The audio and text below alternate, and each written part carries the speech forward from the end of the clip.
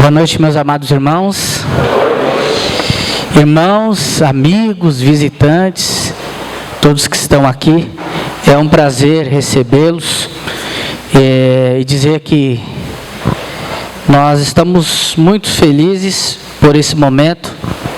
Eu me arrisco a dizer que este é um dos dias mais felizes da minha vida. Eu já participei de alguns cultos de aniversário da igreja, mas esse é o primeiro que eu participo, tendo o privilégio de poder servir aqui os irmãos como pastor. E me sinto muito feliz por esse privilégio, irmãos.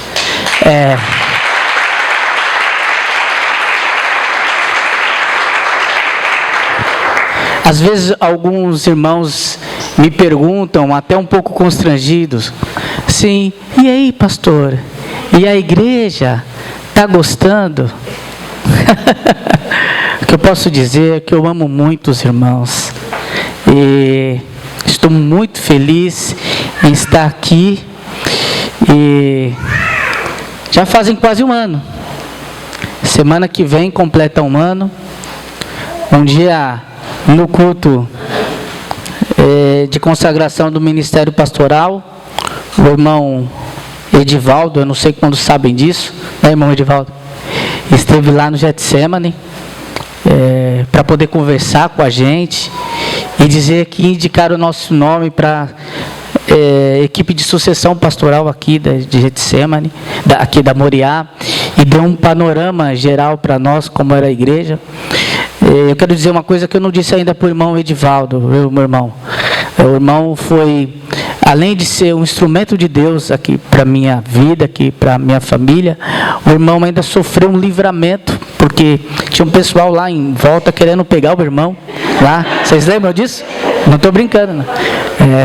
Ficou sabendo, irmão? Mas graças a Deus deu tudo certo. E é um privilégio aqui servir junto com os irmãos, dividir esse púlpito aqui com o pastor Elias, com o pastor Edson, com o irmão Maurício, que também nos ajuda aqui no Ministério da Pregação, e com cada um dos irmãos. Eu amo vocês. Muito obrigado.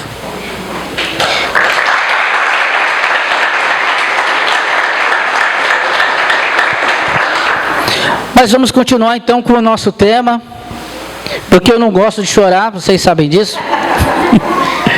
Unidos em amor. Esse é o tema do aniversário de 64 anos da nossa igreja.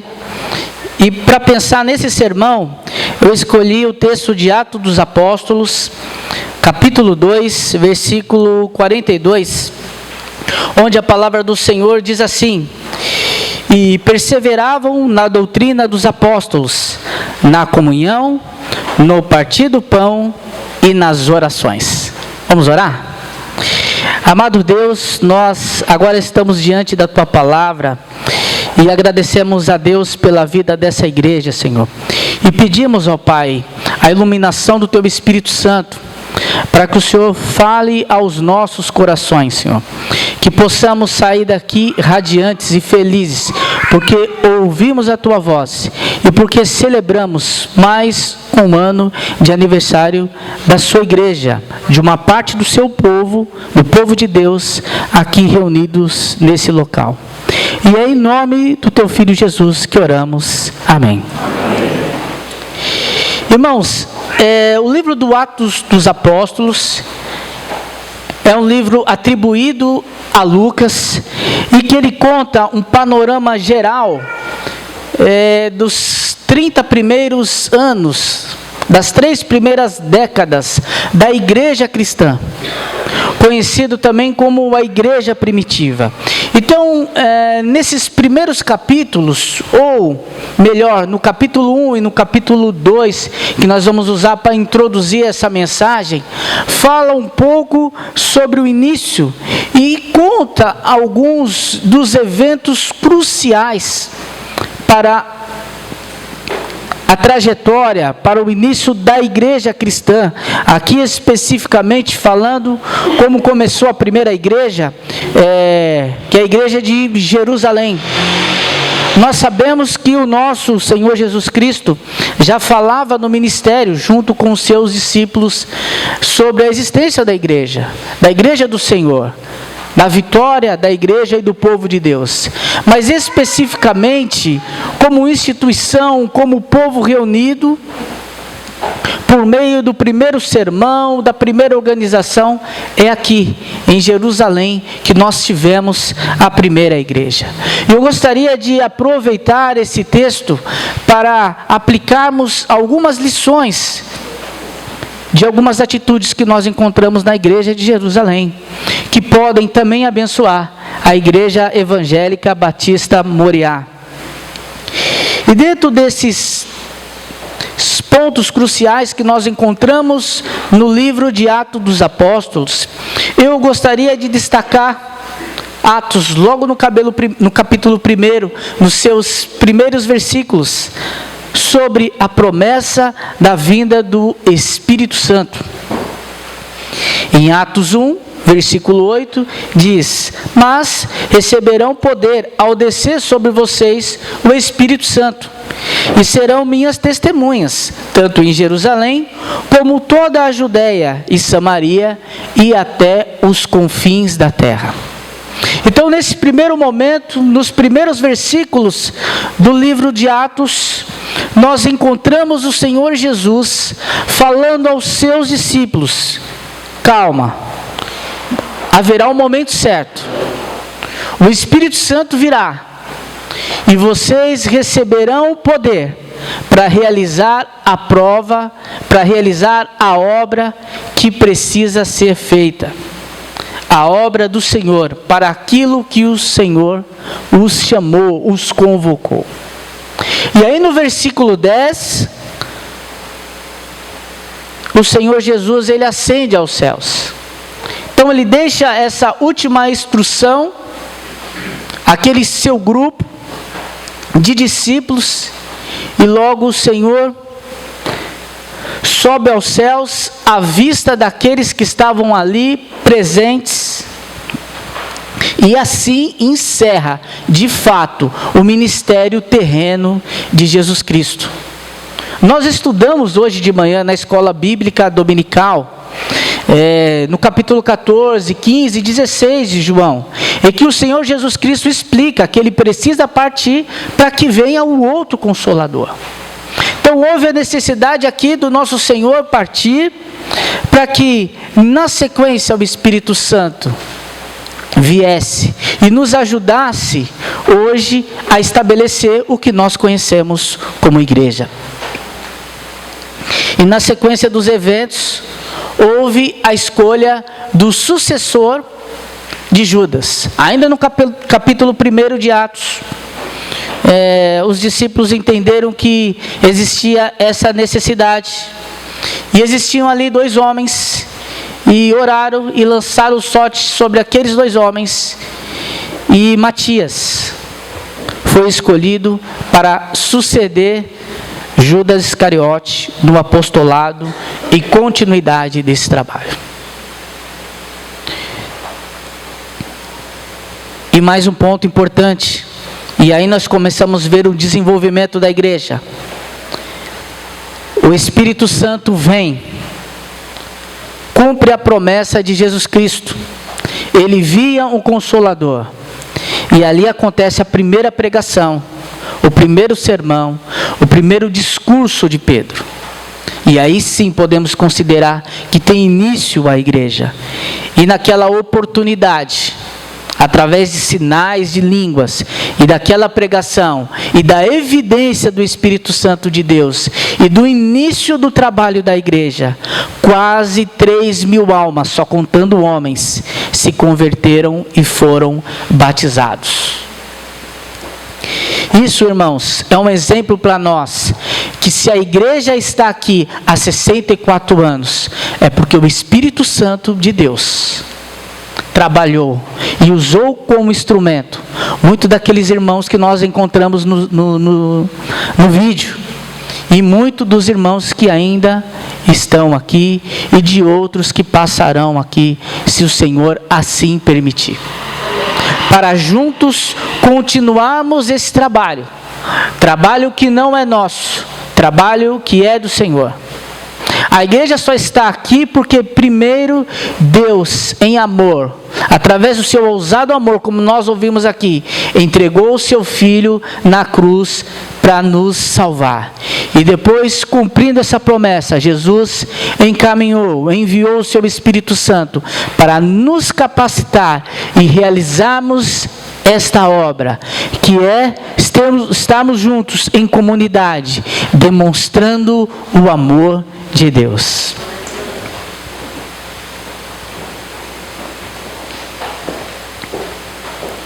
O que mais aconteceu? Já no capítulo 2 de Atos dos Apóstolos, nós vemos ali, encontramos a comunhão dos primeiros cristãos.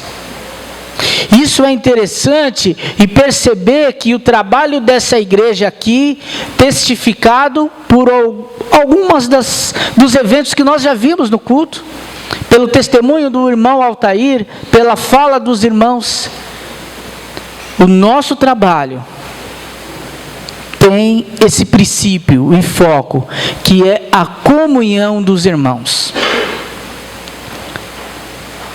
E por meio dessa comunhão dos irmãos e desse objetivo de vivermos o amor de Deus, eu gostaria de separar nesse versículo 4 elementos que nós encontramos do texto da igreja primitiva e que toda a igreja precisa ter, que é o ensino dos apóstolos, a comunhão, o partir do pão e as orações. Primeiro princípio aqui proposto, ensinado no texto, é mantermos firmes sobre o ensino dos apóstolos. E aí eu preciso de uma palavra explicar um pouquinho melhor para os irmãos sobre esses ensinamentos dos apóstolos, que são os que estão registrados no Novo Testamento e que é a base e a fé para todo o cristianismo. Nele se concentra como princípio a vida, morte e ressurreição de Jesus Cristo. E qual o significado desses eventos para a humanidade? No sentido de providenciar a cada um de nós a oportunidade de termos a salvação. E quem são esses apóstolos? Os apóstolos, irmãos, foram homens que andaram e viveram diretamente com o Senhor Jesus Cristo. Eles aprenderam diretamente da fonte. Eles aprenderam e tiveram ensinamento não híbrido, ou online, ou home office, mas eles tiveram um ensinamento presencial, in loco, na prática de Jesus Cristo. Eles tiveram a oportunidade de ver Jesus Cristo, de provar do seu amor e ver as suas atitudes, como o Senhor lidava com as situações, como Ele demonstrava o seu amor, como Ele repreendia as pessoas quando eram necessitados. Então, irmãos, esses homens eram homens que tinham a capacidade e que foram preparados no período de 3 anos para dar continuidade a esse trabalho. E esse trabalho foi bem sucedido, sim, porque nós estamos aqui.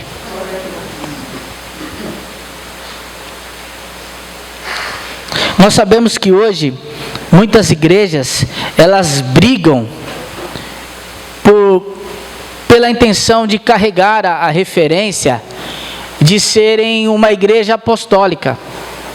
Mas eu falo aos irmãos que nós não temos essa necessidade.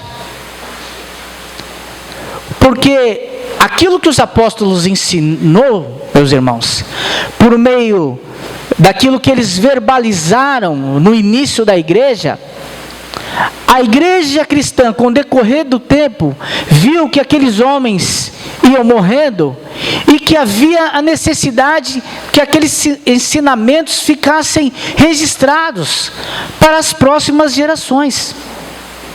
que é o que hoje nós temos e chamamos de Novo Testamento. Pastor, o que é a doutrina dos apóstolos? É o que está registrado no Novo Testamento.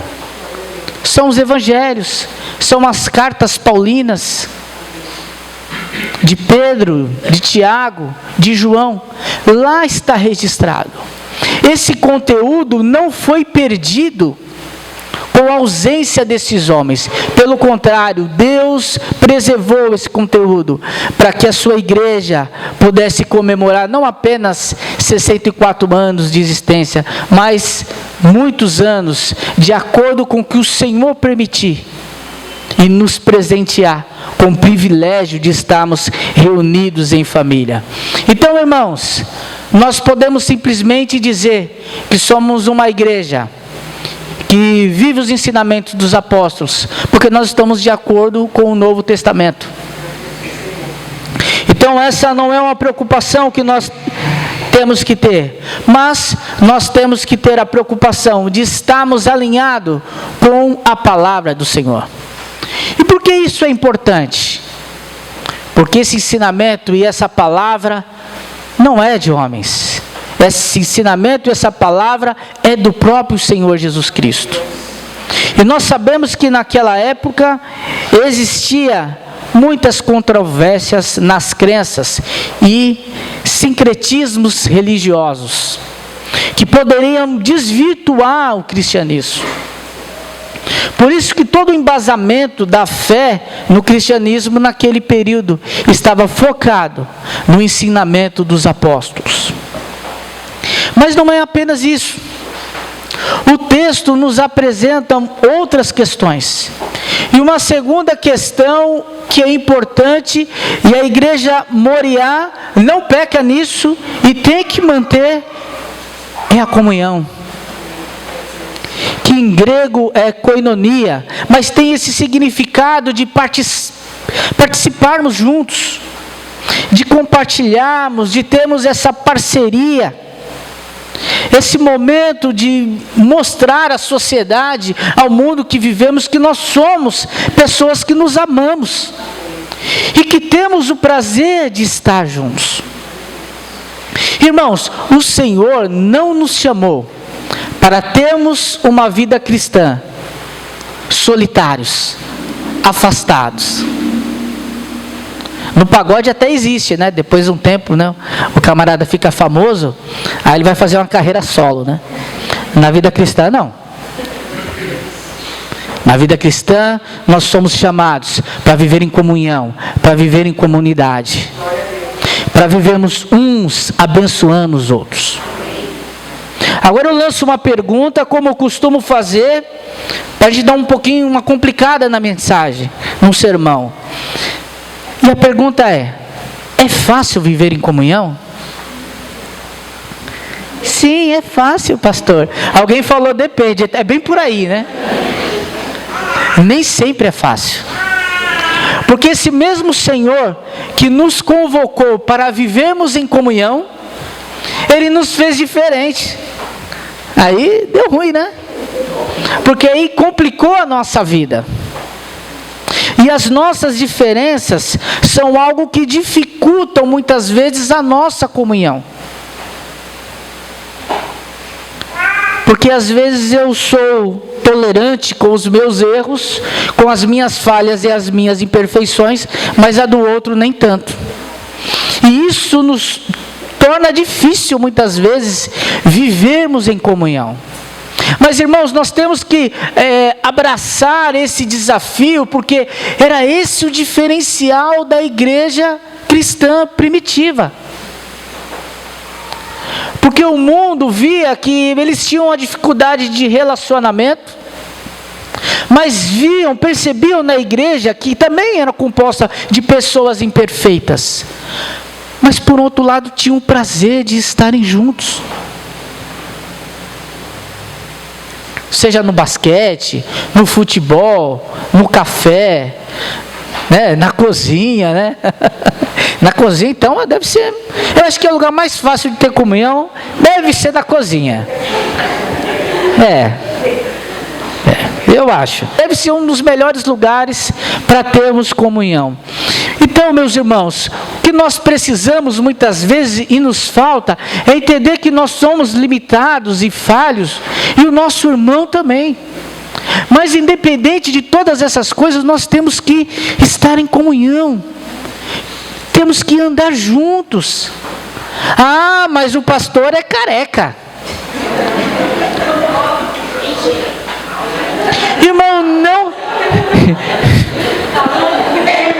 Irmãos, não se preocupe com isso. Cuide do seu cabelo.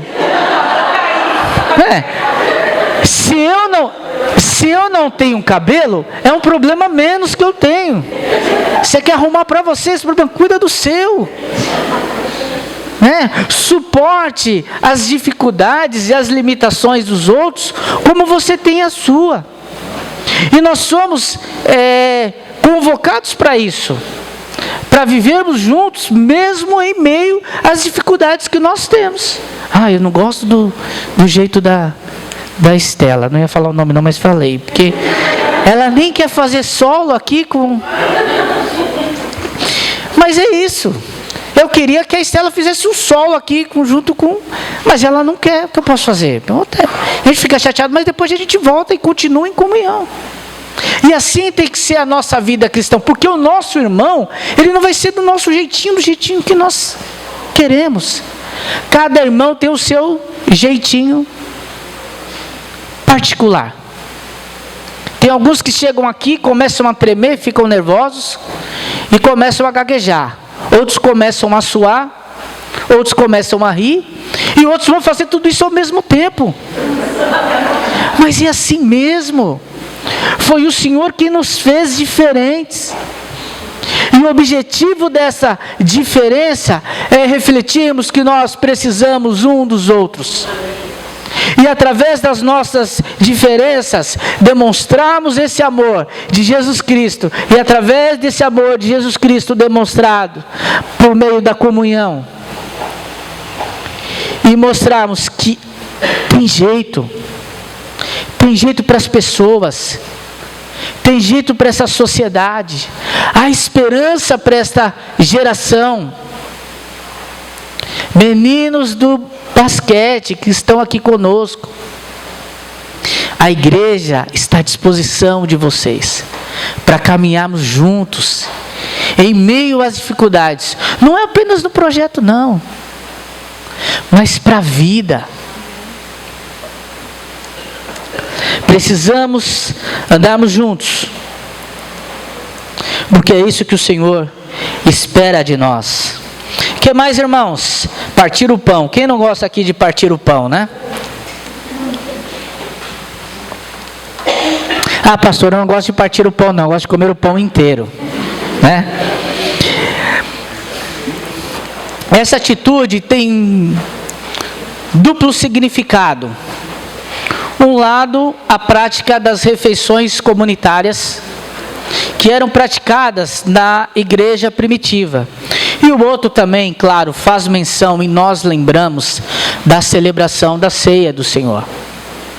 E como igreja, que estamos baseados na doutrina dos apóstolos, no ensino do Senhor, no Novo Testamento, nós costumamos, uma vez por domingo aqui, celebrarmos a ceia do Senhor e participarmos desse memorial, lembrando que o nosso Senhor morreu na cruz, derramou seu sangue no Calvário e se entregou por nós para nos dar salvação.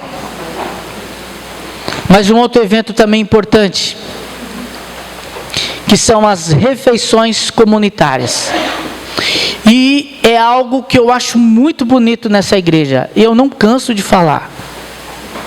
Essa nossa mania que nós temos de nos reunir após os cultos, para tirarmos um tempo para ficarmos juntos, tomarmos um café, comemos um pouquinho, batemos um papo. Essa também é uma prática aqui que nós adotamos. Não estou dizendo que é o novo ensinamento, que é o mandamento do Senhor, tá bom? Mas é algo que já existia na igreja e é algo que nos auxilia, não apenas na questão do partir do pão, mas também no tópico anterior, que é a comunhão. Porque às vezes, irmãos, nós não temos tempo para pararmos e para você conversar com o seu irmão.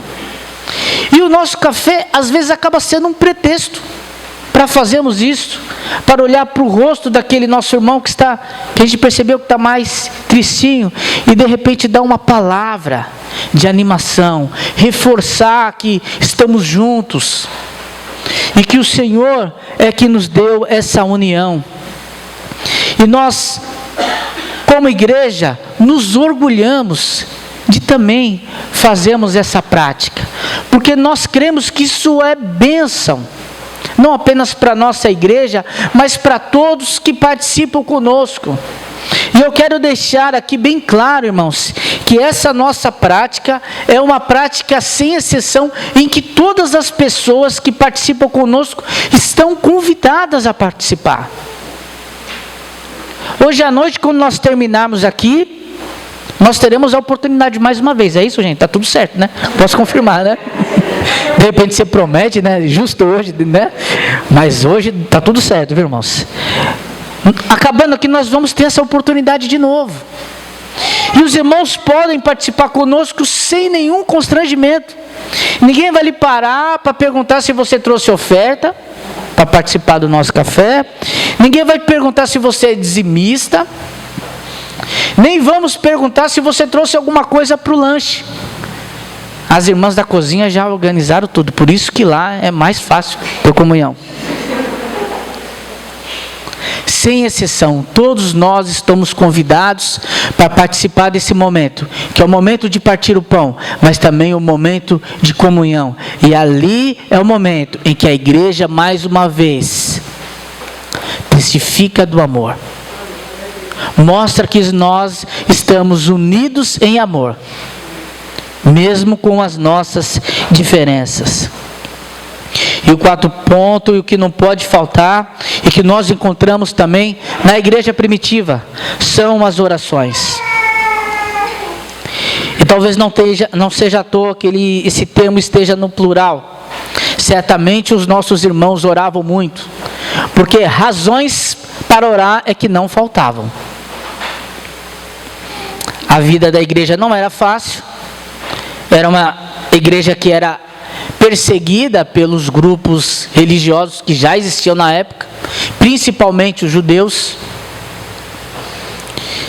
Então, hoje nós vivemos uma situação nesse ponto até mais tranquilo, mas é uma igreja que com certeza intercedia e clamava por todos os necessitados, clamavam pelos seus governantes, clamavam por justiça, e nós não podemos ser diferentes.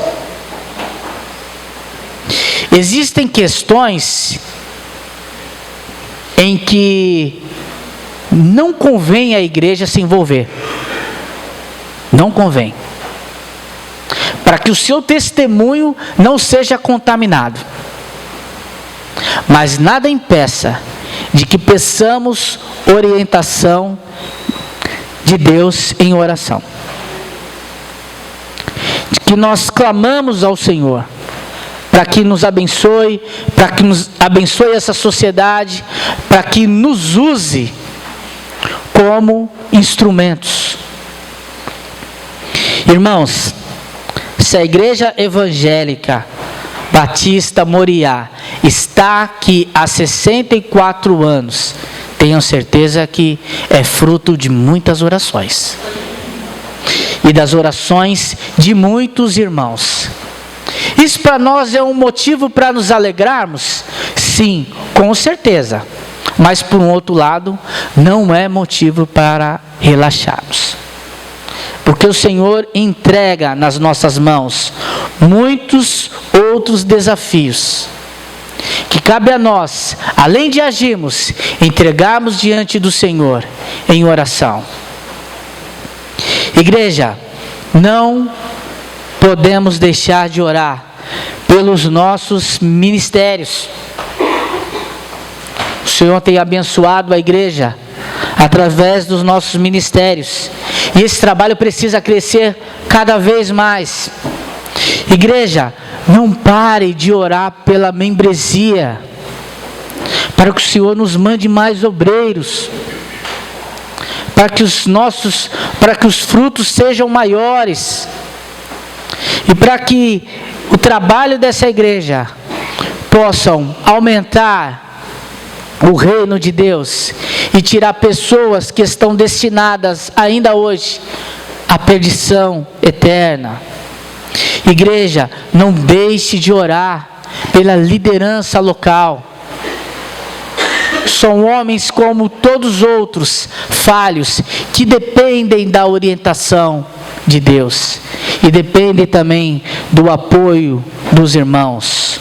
Oremos também, irmãos, pelas responsabilidades sociais que a igreja tem, junto à prefeitura, sobre as obrigações que nós temos, sobre a dificuldade que nós temos, as questões de acessibilidade, as nossas responsabilidades. Tudo isso faz parte do nosso testemunho, e pedimos e precisamos da ajuda de Deus para tocar todos esses assuntos. Então, meus irmãos, o nosso pedido aqui é que, como a igreja primitiva não cessava de orar por todos os motivos, nós também precisamos continuar orando, para que o Senhor continue nos abençoando, nos capacitando, para que o Espírito Santo continue mostrando a essa igreja o caminho que precisa trilhar, para que os vizinhos aqui consigam ser impactados por essa igreja local. E esse é o nosso desafio.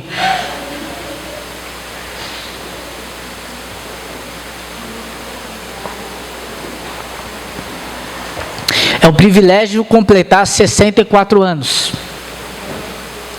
Mas os nossos desafios também são grandes. E para concluir, nós vamos pensar, e da mesma forma que aquela comunidade vivia, que conquistava a simpatia de todo o povo, ela também alcançava algo maior, que ela demonstrou o testemunho através da união e do imensurável amor de Deus. Irmãos, eu quero dizer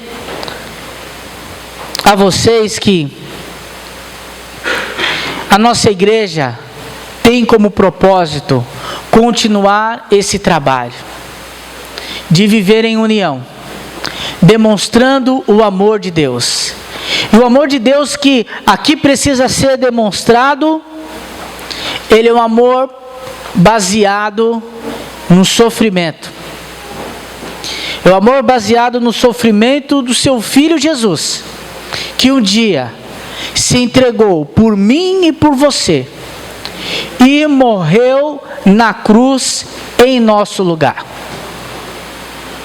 Hoje nós vivemos em uma comunidade que tem o prazer de viver em união, de se alegrar, e que todos aqui são convidados para participar, e que para nós é de graça, mas custou um caro preço, que foi a morte do nosso Senhor Jesus Cristo na cruz do Calvário.